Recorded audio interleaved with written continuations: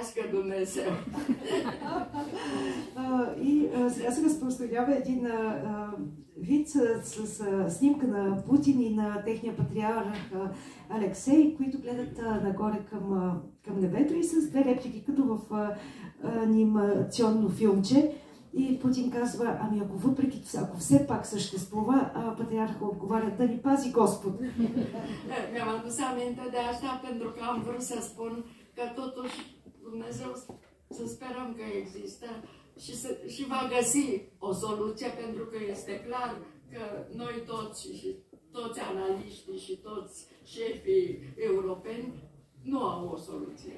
И наистина трябва да се надяваме, че Господ съществува и ще ни помогне и ще намери някакво решение, защото е ясно, че нито един от европейските лидери и анализатори в момента не могат да предложат такова.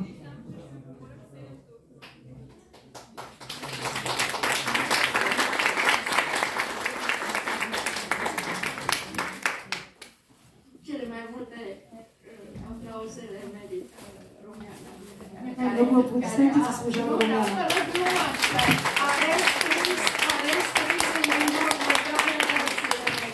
Защото тя всъщност е пренаписала на български език моите книги.